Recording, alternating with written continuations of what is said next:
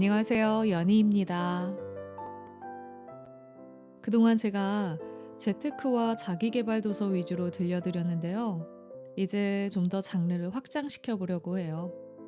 여러분께 다양한 좋은 책을 소개하고 들려드리고 싶은 마음에 이번에는 소설을 들려드리려고 합니다. 2017년에 제가 그 당시 연애하던 시절 전 남친이자 현 남편의 추천으로 읽게 된 책이 있는데요. 바로 82년생 김지영입니다. 그 책을 읽고 여성으로서 살아가는 나의 삶과 내 주변 여성들의 삶에 대해 생각해 보게 되었어요. 그러면서 자연스레 여성들의 이야기에 관심이 많이 생겼습니다. 더 많은 여성들의 이야기를 보고 듣고 싶었고, 그래서 읽게 된 책이 있어요. 오늘 소개해 드릴 82년생 김지영을 쓴 조남주 작가의 그녀 이름은입니다. 이 책은 작가님이 약 60여 명의 여성들을 인터뷰해서 쓰게 된 소설이라고 하네요. 작가의 말에서 이 말이 참 와닿았습니다. 특별하지 않고 별일도 아닌 여성들의 삶이 더 많이 드러나고 기록되면 좋겠습니다. 책을 펼치며 여러분의 이야기도 시작되리라 믿습니다. 그래서 저도 저의 이야기를 하고 싶어졌어요. 아직 어떤 이야기를 어떤 방식으로 해야 할지 모르겠지만 언젠가 여러분께 제 이야기를 들려드리고 싶네요. 지금은 이 소설 속에 등장하는 여성들의 이야기를 들어볼까요? 오늘의 낭독이 마음에 드신다면 구독과 좋아요 부탁드릴게요. 자, 시작할게요.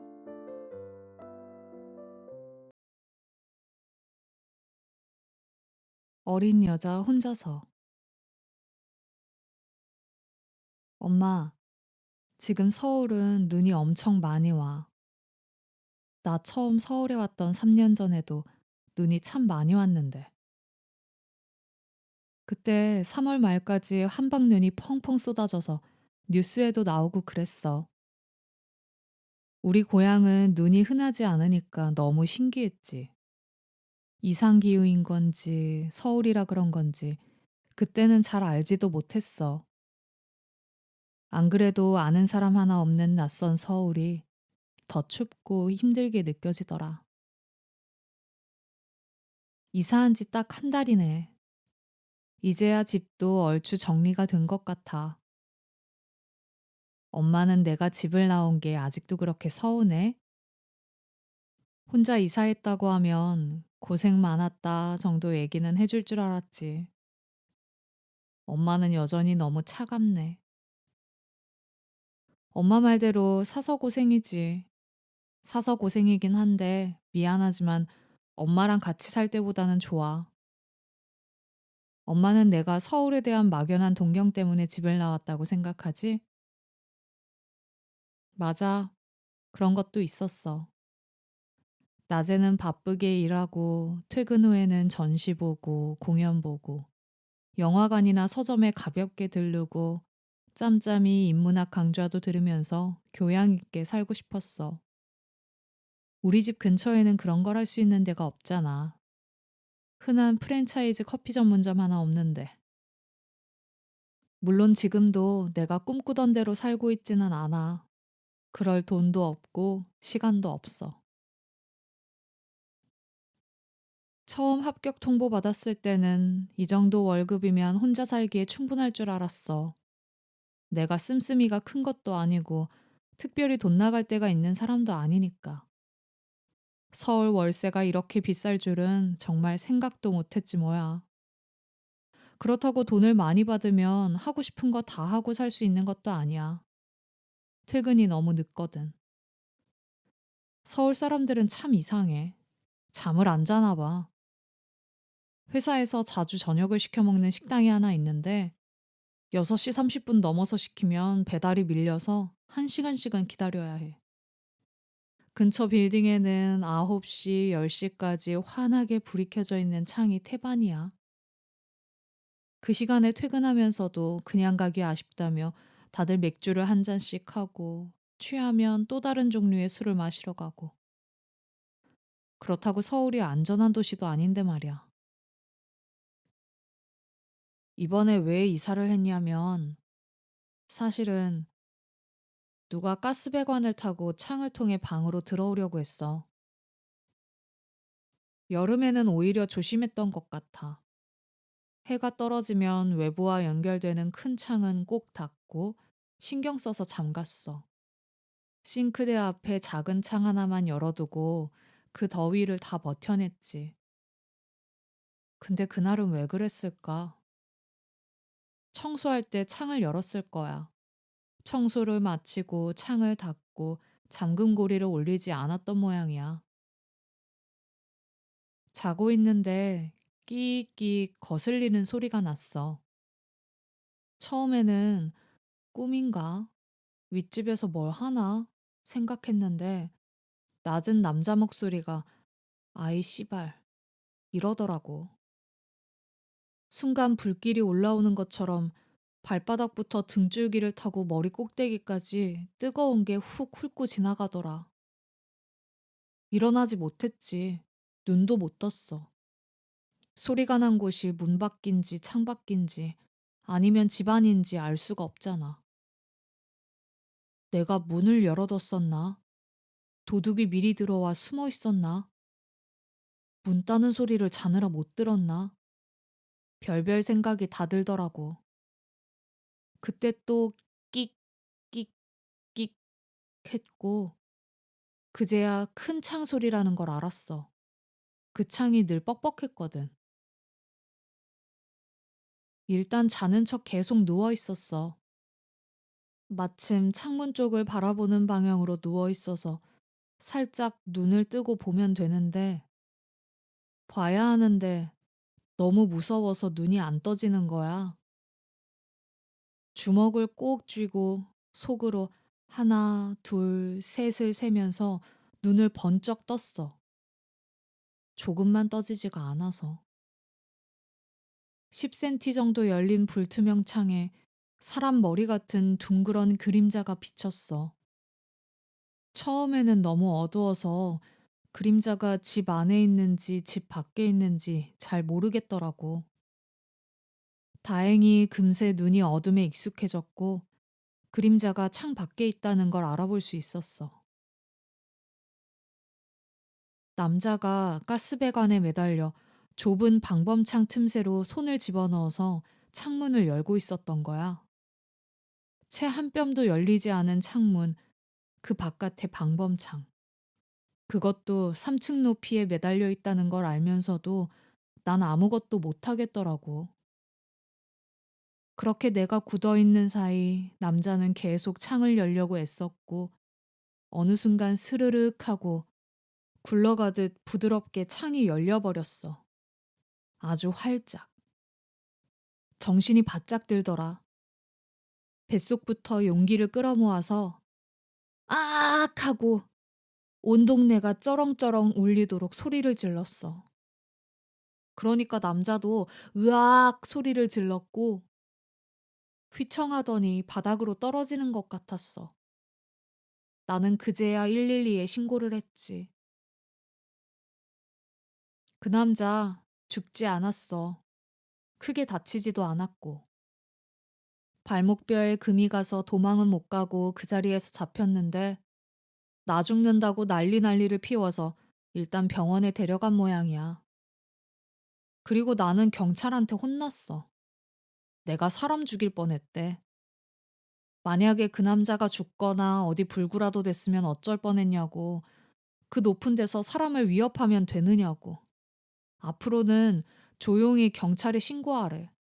무서워서 덜덜 떨고 있는 나한테 짜증을 내더라. 물론 나도 가만히 있지 않았지. 감사실이랑 청와대에 민원 넣고 뉴스에도 제보할 거라고 미친년처럼 울고불고 소리 지르고 난리를 피웠어. 나중에 팀장이 와서 사과하고 여경으로 담당자가 바뀌고 아무튼 잘 해결됐지만. 근데 잡고 보니까 글쎄 그 남자 내 방이랑 같은 라인 1층에 사는 남자더라. 나보다 2살 어리고 전과는 없대. 경찰에서는 술 마시고 실수한 거라고 특별히 나를 노린 것도 아니고 이 방에 여자가 사는 것도 몰랐다고 자기가 도대체 왜 그랬는지 기억이 전혀 안 난다고 그랬대. 기억이 안 날 정도로 만취한 사람이 좁고 위태로운 가스관을 딛고 올라와서 그렇게 치밀한 손놀림으로 창문을 연다는 게 가능한가? 나는 도저히 믿기지가 않았는데 경찰은 그 말을 믿는 것 같더라. 나한테 사과하고 싶다는데 거절했어. 생각하기도 싫고 얼굴 보기도 싫어서. 건물 5층에 주인 할머니가 혼자 개 키우면서 살거든. 할머니가 남자를 곧바로 내보내긴 했는데 그래도 무서워서 그 방에서 못 살겠더라. 계약 한 번 연장해서 아직 월세 기간이 남았는데 다행히 곧바로 이사할 수 있었어. 음, 새로 이사 온 곳도 그 할머니 건물이거든. 마침 방이 하나 비어 있어서 복비 없이 같은 조건으로 옮겼어. 대단한 할머니지. 이 비싼 서울에 건물이 둘이라니. 젊어서 무슨 일을 했을까? 아무튼 이번 집은 더 오래된 건물이긴 한데 더 넓고 지하철역은 멀어졌지만 버스 정류장이 가깝고 무엇보다 7층이라서 마음이 놓여. 그렇게 됐어.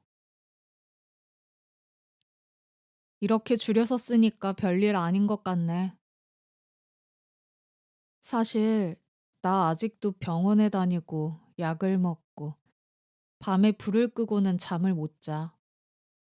환하게 불을 켜고 이불을 뒤집어 쓰고 뒤척이다가 안 되겠다 싶어 불을 껐다가 무서워서 또 작은 스탠드를 켰다가 아침이 되어서 창 너머가 밝아지면 그제야 잠이 들어.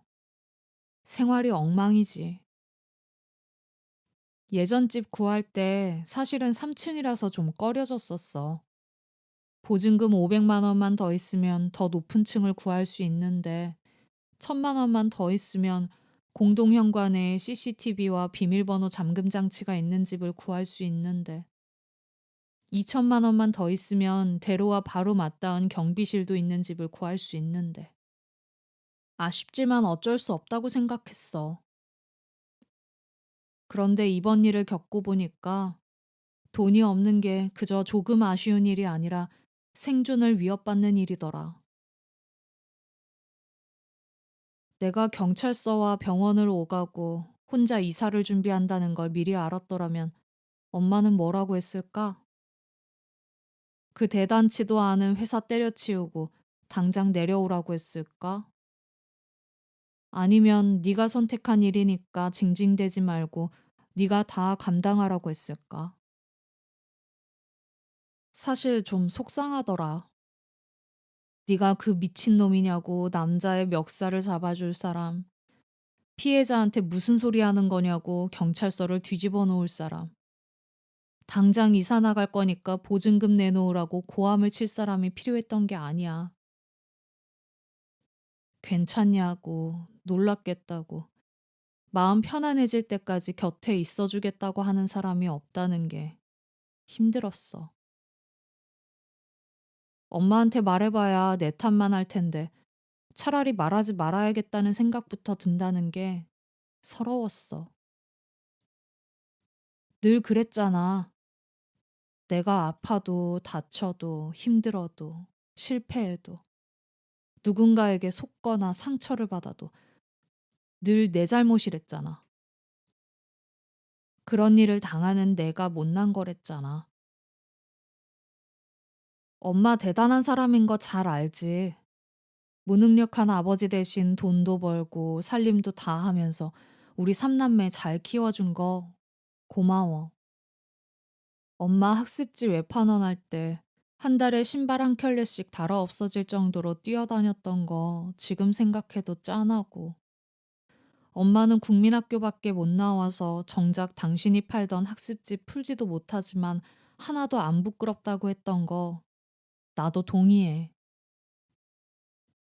백화점 다닐 때는 종일 서서 일하고 밤이면 커피 마시면서 검정고시 공부했던 일도 아빠가 계속 떨어지던 공인중개사 시험 단번에 합격했던 일도 정말 대단했어. 엄마처럼 씩씩하고 당당하지 못한 내가 늘 한심했지? 근데 엄마는 힘들 때 털어놓을 사람이라도 있었잖아. 나 말이야. 하소연 정도가 아니라 퍼부었지. 그건 화풀이였어. 가족 중 누군가 상황이 안 좋을 때, 집안에 갈등이 생겼을 때, 엄마는 내가 감정의 윤활유 역할을 해주길 바랐어. 왜 하필 나였을까? 내가 서울로 올라가 직장을 구하겠다고 했을 때 엄청난 배신을 당한 것처럼 분노하던 엄마의 표정을 잊을 수 없어. 제 나이에 맞게 성숙하고 독립적으로 자라면서 동시에 가족들의 기운을 북돋워주는 귀엽고 사랑스러운 딸로 남아주길 바랐던 거야? 엄마, 미안하지만 난 그렇게는 못하겠어. 엄마는 늘 저주처럼 말하지. 나중에 꼭 너 같은 딸 낳아서 키워보라고. 근데 엄마 그거 알아? 나는 나 같은 딸로 태어난 게 아니라 나 같은 딸로 키워진 거야. 엄마에 의해서. 왜 또 얘기가 이렇게 흘러갔을까? 그냥 잠들기 무서워서 쓰기 시작했던 건데. 괜찮다고. 아무렇지도 않다고. 엄마에게는 엄마의 삶이 있고 나에게는 나의 삶이 있다고. 모든 다른 인간관계처럼 부모와 자식 관계 역시 잘 맞을 수도 있고 아닐 수도 있다고 말하곤 했는데 내심 속마음은 꼭 그렇지도 않았던 걸까? 이 편지는 아무래도 보내지 못할 것 같다. 운수 좋은 날. 민정은 결혼 5년 차 직장인이다. 지난 가을 지금 살고 있는 아파트의 전세 계약을 연장했고 내 집 마련은 반쯤 포기했다. 민정은 퇴근길 엘리베이터에서 동갑내기 옆집 여자와 마주쳤다. 그녀는 재개발 아파트를 계약하고 오는 길이라며 관심 있으면 민준 엄마도 모델하우스나 한번 구경해 보라고 말했다. 민정은 고개를 저었다. 작년 가을에 보증금 올려주느라 청약 통장까지 탈탈 털었잖아. 그리고 우리가 집 살 돈이 어딨어. 이거 조합원으로 들어가는 거라 청약 통장 필요 없어.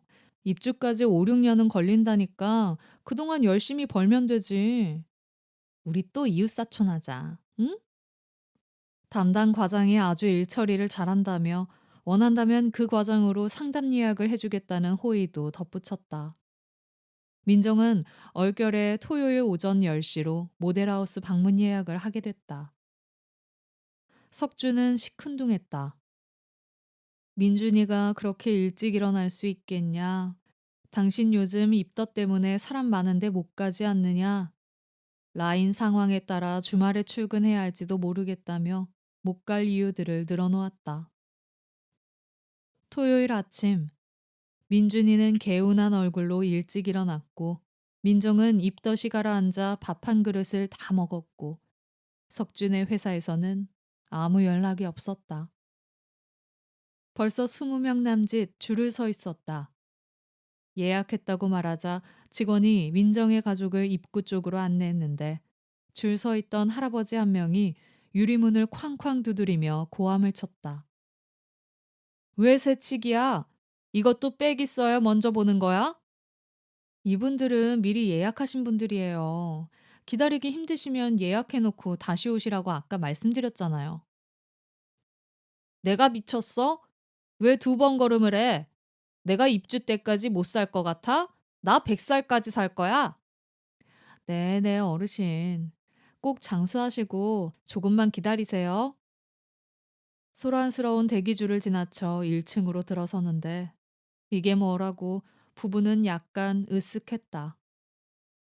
전형적인 남성용 화장품 향을 풍기며 나타난 과장은 몇 평형을 원하느냐고 물었고 민정은 30평대라고 나오는 대로 대답했다.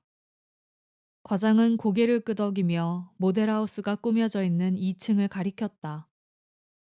과장과 민정과 아기띠로 민준을 아는 석준이 나란히 계단을 올랐다.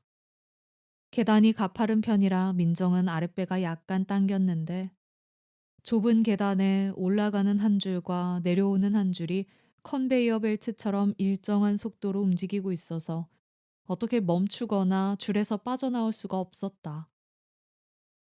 이미 네 팀이 모델하우스를 둘러보고 있었고 민정의 가족도 합류했다. 과장은 내내 모델하우스에게 존칭을 써가며 설명했다. 이건 27평형인데 34평형하고 구조는 똑같으세요. 작은 방 두 개를 터서 오픈형 책장을 가벽 대신 설치하신 거고요. 안방 베란다 말고는 다 확장하신 거예요.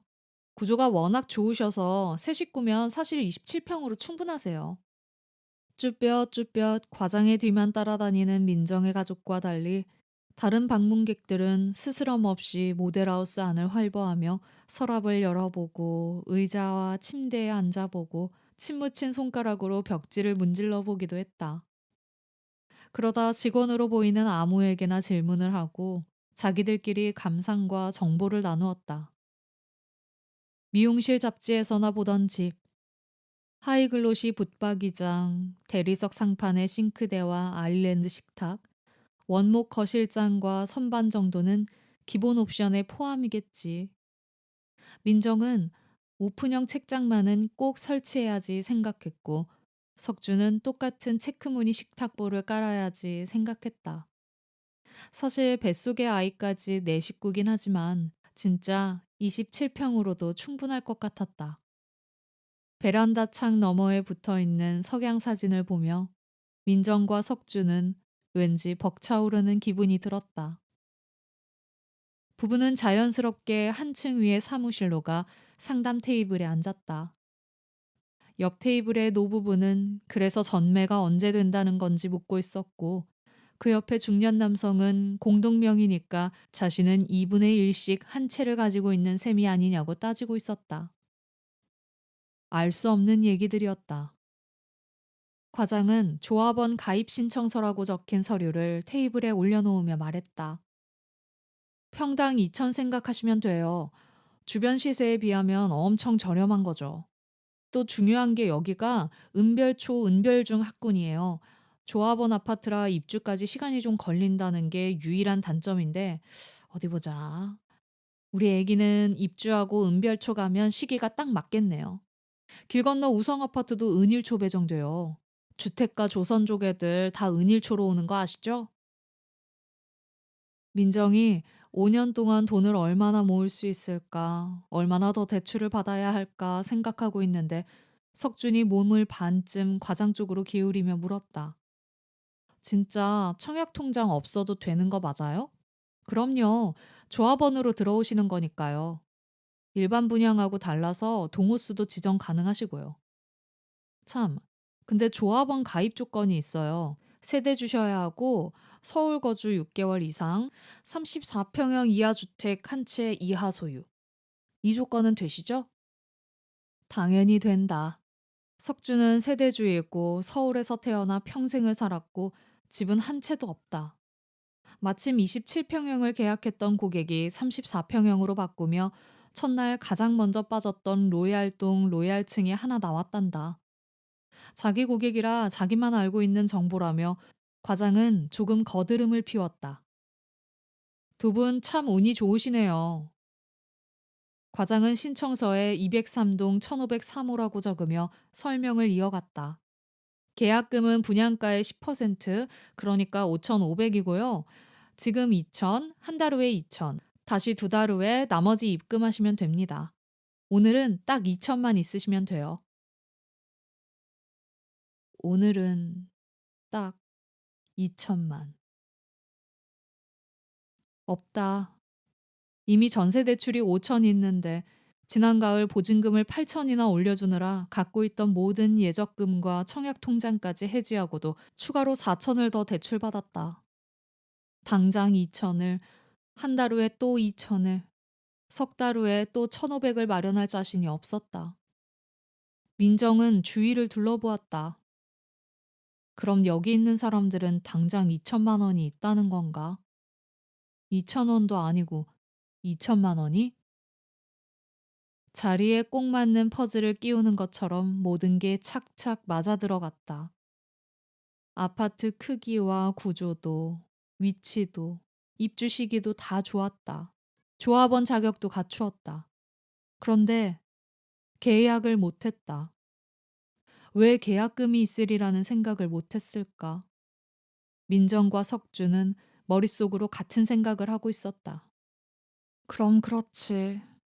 어쩐지 아침부터 운이 너무 좋았다.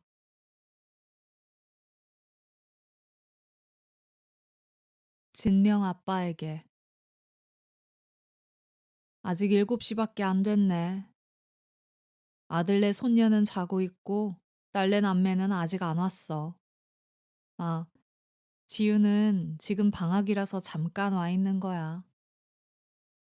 며느리가 올 초부터 다시 직장에 나가거든. 걔가 지유 낳으면서 회사 그만뒀으니까 8년 만이지. 낮에는 지유 키우고 밤에는 공부해서 무슨 자격증을 땄대. 요즘 젊은 사람들도 취직하기가 좀 어려워. 근데 애 엄마가 말 그대로 주경야독해서 40 넘어 다시 취직을 한 거야. 너무 기특해서 내가 아이고 잘했다, 잘했다 그랬지.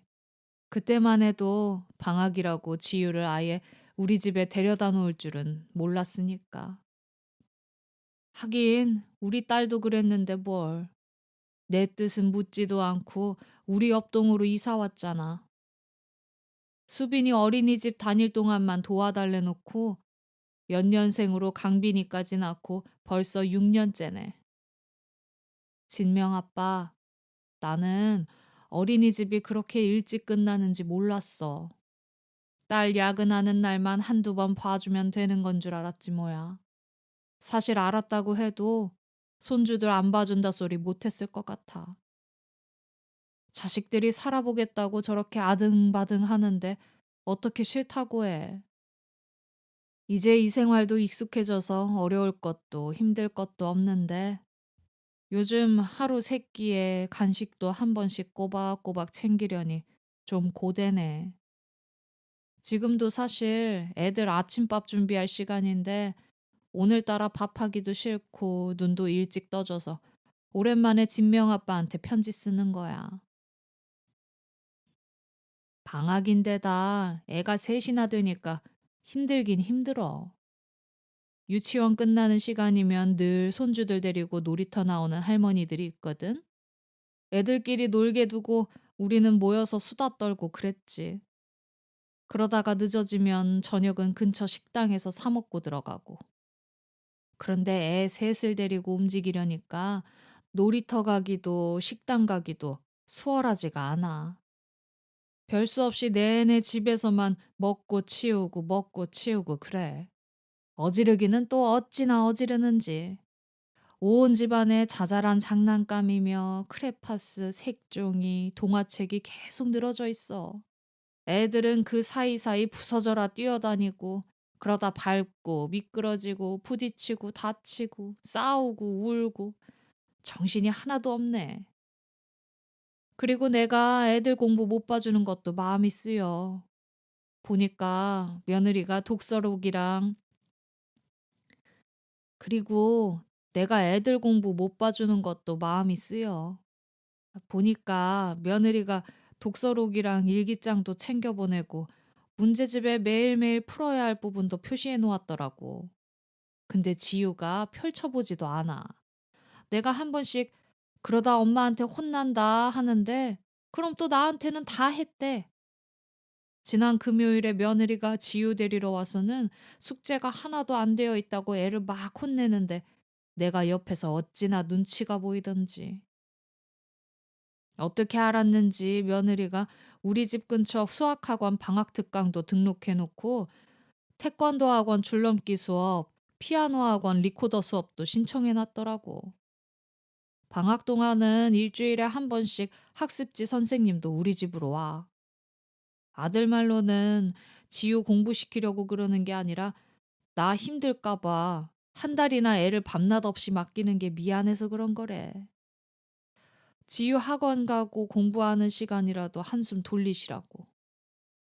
똑같이 직장 다니는데 애 방학이라고 동분서주 하는 것도 나한테 미안해하고 신경 쓰는 것도 아들이 아니라 며느리야. 며느리가 그렇게 애쓰니 나야 그냥 안쓰럽고 고맙지 뭐. 요즘 사람들 사는 게 다 그런가 봐.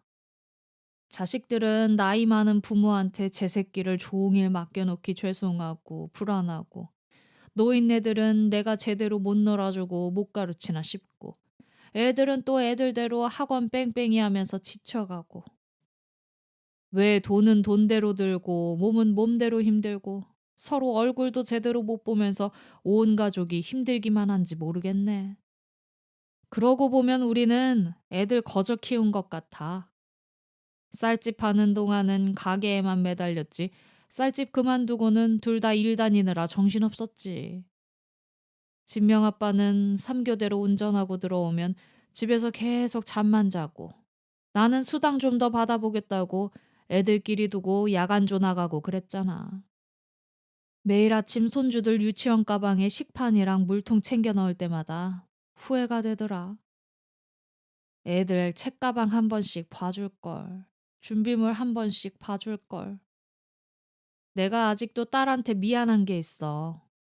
걔가 5학년 때였나 6학년 때였나. 내가 시험지에 깜빡하고 사인 안 해줘서 교실 뒤에 나가 1시간을 벌 썼대. 그걸 또 우리 아랫집에 살던 같은 반 여자애가 말해줘서 나중에야 알았어. 왜 엄마한테 말 안 했냐니까 그 어린 게 별거 아니라 그랬대. 화내고 울고 엄마 아빠 원망은 못할 망정 별거 아니라니. 그게 더 미안한 거야. 어쩌면 그래서 내가 지금 걔 애들을 키우고 있는지도 모르겠네. 근데 얼마 전에 손주들 놀이터에서 놀리고 있는데 자주 보는 할머니 하나가 친손주예요, 외손주예요 하더라고. 외손주라고 하니까 딸이 무슨 일을 하냐고 또 묻대.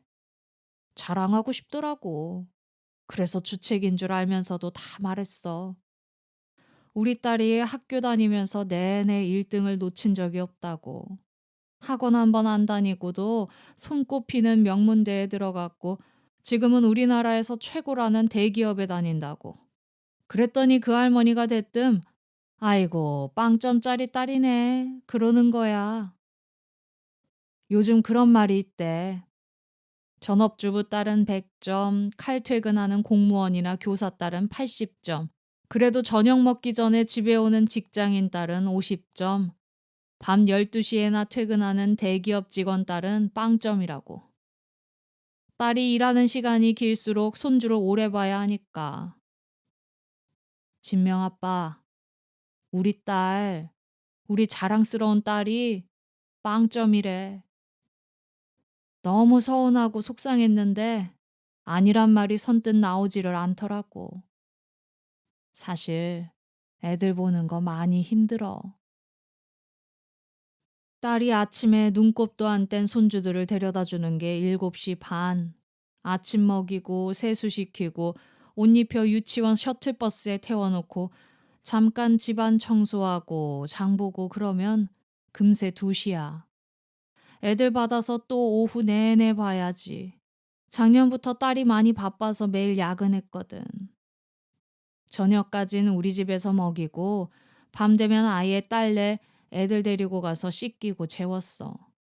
잘 때 꼭 옆에 누워서 책을 읽어줘야 하거든. 겨우겨우 애들 다 재우고 나면 가끔 눈물도 나. 요즘은 손목, 발목, 어깨, 허리 멀쩡한 데가 없네. 나 수빈이 안고 일어서다 허리 삐끗했었잖아. 그것도 아직까지 안 좋아. 지난달에는 대상포진까지 왔고. 가만 보면 우리 딸도 힘든 눈치야. 늙은 애미가 키우는 게 그 똑순이 성에 차겠어. 겉으로는 엄마 알아서 하세요, 알아서 하세요 그러는데 가끔 한 번씩 속을 긁네. 한 번은 기껏 손주들 내복이며 손수건을 삶아놨더니 항균 처리된 면이라 삶으면 안 된다고 짜증을 내더라고. 이유식 하려고 채소들 다져서 소분해 놓았더니 유기농 아니라 애들 못 먹인다고 지가 날름 볶음밥으로 먹어버린 적도 있어.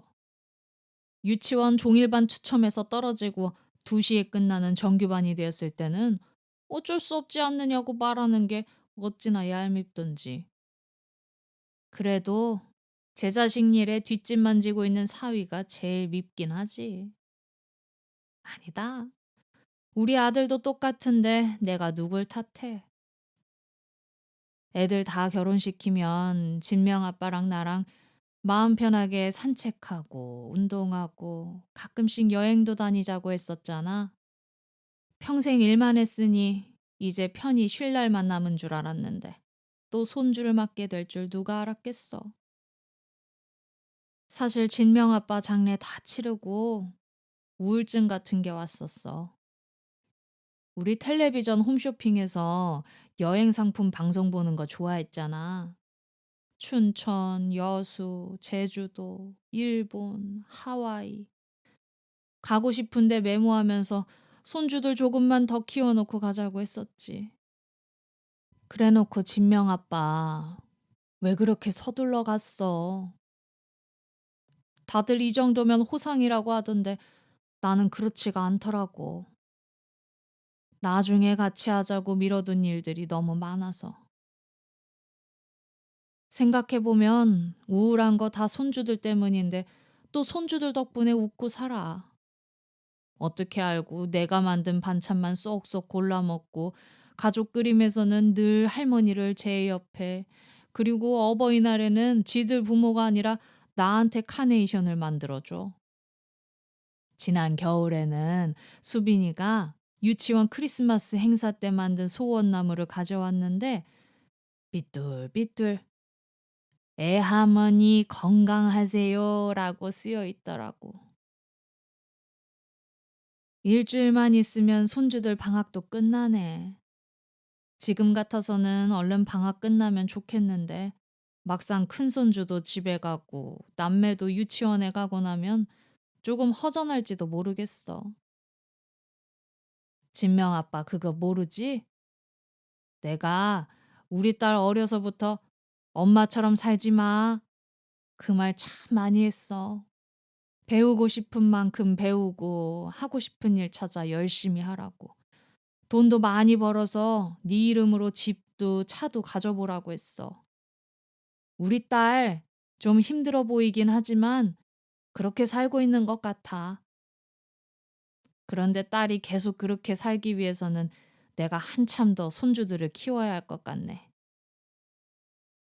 언젠가 딸이 회식했다고 술을 잔뜩 마시고 들어와서는 "엄마 미안해." 하면서 펑펑 우는데 마음이 참 안 좋았어. 그게 왜 걔가 미안할 일이야. 걔는 내가 가르친 대로 열심히 산 것밖에 없는데. 근데 진명 아빠, 나 사실 좀 억울하고 답답하고 힘들고 그래. 우라버지 딸, 당신 아내, 애들 엄마, 그리고 다시 수빈이 할머니가 됐어. 내 인생은 어디에 있을까? 아이고, 벌써 시간이 7시 반이네. 난 이제 밥 해야겠다. 오늘의 낭독은 여기까지입니다. 시청해 주셔서 감사합니다.